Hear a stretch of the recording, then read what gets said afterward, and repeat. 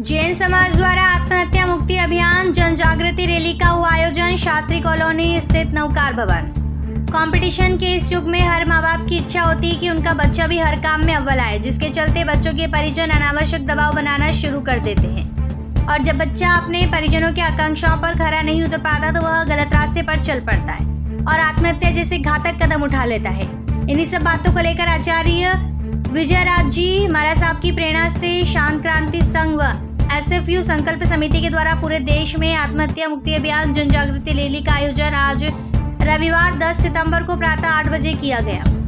आचार्य विजयराज जी अभी वर्तमान में रतलाम में चतुर्मास हेतु विराजित है और उन्होंने आत्महत्या के प्रति जन जागृति लाने के उद्देश्य से आत्महत्या मुक्ति अभियान प्रारंभ किया। इसी अभियान के अंतर्गत आज संजय गांधी उद्यान से विशाल रैली निकालेगी जो कि नगर के मुख्य मार्गों से होती हुई शास्त्री कॉलोनी स्थित नवकार भवन पहुंची। यहाँ पारस मुनि जी महाराज साहब की आत्महत्या विषय पर प्रवचन हुए। रैली में मंदसौर विधायक यशपाल सिंह सिसोदिया सहित कई गणमान्य जन, महिलाएं, पुरुष व बच्चे उपस्थित है।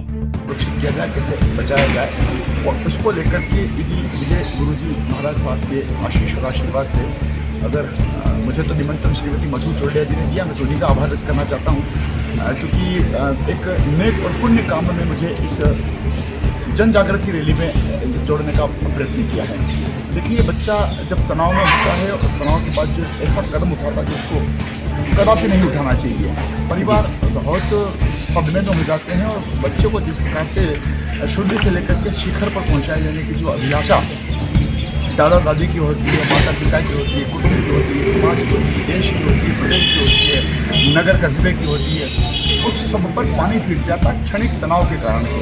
मैंने विधानसभा में कई बार इस विषय को उठाया भी था और मुझे अच्छी तरह से याद है कि जब आत्महत्या के मामले और विशेष करके हम तो कोटा का भी उदाहरण देना चाहते हैं कि जहाँ पर कोटा में जो विद्यार्थियों की इंस्टीट्यूशन से उनका नाम नहीं लेना चाहता, लेकिन कई बार ऐसे प्रश्न आए कि मध्य प्रदेश के कई बच्चे वहाँ पर कालकल्पित हुए हैं। और ये देखिए, तनाव सिर्फ बच्चों में नहीं है। जब मेरा विधानसभा में प्रश्न था तो मैंने पुलिस अधिकारियों के बारे में तनाव के बारे में पूछा तो आश्चर्यचकित आंकड़े सामने आए कि पुलिस भी कितना तनाव में रहती है। हालांकि आत्महत्या के मामले उनके बीच नहीं होते हैं, लेकिन हार्ट अटैक हो जाते हैं, हार्ट फेल हो जाते हैं, बीमारियों से ग्रसित हो जाते हैं, फिर योग की तरफ जाते हैं। तो ये जो आज की जो रैली मुझे जो अवसर मिला इसमें उपस्थित होने का, वास्तव में आज के दौर में सबसे ज़्यादा महत्व की आवश्यकता है क्योंकि बच्चों को हम पढ़ाना भी चाहते हैं। बच्चा जिस दौर से गुजरता है, आज अभाव का जमाना नहीं है, आज विभवता का ज़माना है, लेकिन उसके बाद भी सब कुछ होने के बाद भी वो जो कदम उठाता है उसको कहीं ना कहीं कॉन्फिडेंस देना पड़ेगा, उसको कहीं ना कहीं गलत कदम न उठाए इसके बारे में हमको ज्ञान देना पड़ेगा।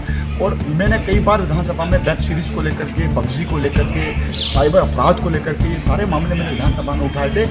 ये भी एक कारण है कि बच्चा कमरे में पढ़ रहा है या नहीं पढ़ रहा है ये भी हम देख नहीं पाते हैं और तब वो वेब सीरीज के चक्कर में और पबजी के चक्कर में रात भर जब वो गेम खेलता है, अगले दिन उसकी परीक्षा होती है, परीक्षा में रिजल्ट अनुकूल नहीं आते हैं, तो प्रतिकूल निर्णय ले लेता है। इन सबको लेकर के आज की जन जागृति जो रैली थी उसने वास्तव में समाज को जागृत करने का कोशिश किया और ये किसी एक व्यक्ति की रैली नहीं है, किसी एक समाज की रैली नहीं है, ये सर्व समाज को जागृत करने की रैली है। मैं पुनः सारे समाज के लोगों का अभिनंदन करते हुए आभार व्यक्त। अच्छा सर, एक मिनट, माता पिता जो है कई बार अपने बच्चों को जो है स्टडी के लिए काफ़ी दबाव बनाते हैं कि आपको ये करना है, आपको वो करना है। ऐसी परिस्थिति में कई बार बच्चा दबाव में रहता है। देखिए, फ्री हैंड छोड़ना चाहिए, उसको खेलने के लिए भी अवसर उपलब्ध कराना चाहिए, उसको सार्वजनिक कार्यक्रमों में भी। क्या आप बिल्कुल ठीक कह रहे हैं, हम तनाव और दबाव देना ही बंद करें। बच्चा, देखिए युग कितना परिवर्तन हुआ, 40 और 25 के बल पर हम लोग पढ़ते थे, आज चकाचौंध की दुनिया है। हर बच्चे का परिवार सक्षम हो गया है,